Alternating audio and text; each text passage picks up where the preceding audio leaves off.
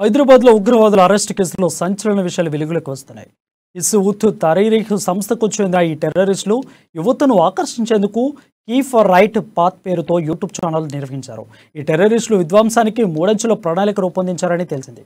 మొదట దఫాలో మత మార్పిడి, రెండవ దఫాలో పూర్తిగా ఇస్లాంను నమ్మేలా స్పెషల్ క్లాసులు, ప్రసంగాలు, మూడవ దఫాలో ఆయుధాలు, ప్రాక్టికల్ ట్రైనింగ్లను యూట్యూబ్లో ప్రారంభించారని విచారణలో తేలింది.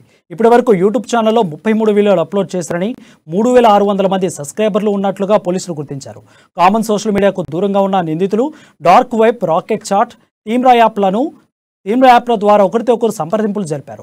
సలీం నేతృత్వంలోనే టార్గెట్ హైదరాబాద్ షెడ్యూల్ సాగిందని, భోపాల్ నుండి యాసిర్ ఇచ్చిన ఆదేశాల ప్రకారం సలీం హైదరాబాద్లో ఇంప్లిమెంట్ చేశాడని విచారణలో తేలింది. 12 మంది భూపాల్, 6 హైదరాబాదీలకు ఉన్న సంబంధాలపైన దర్యాప్తు సంస్థలు ఆరా తీస్తున్నాయి. అరెస్ట్ అయిన 17 మందిలో జిమ్ ట్రైనర్, ప్రొఫెసర్, సాఫ్ట్వేర్ ఇంజనీర్లు, డెంటిస్టులు, టీచర్లు, ట్రైలర్, ఆటో డ్రైవర్లు, రోజువారీ కూలీలు కూడా ఉన్నారు.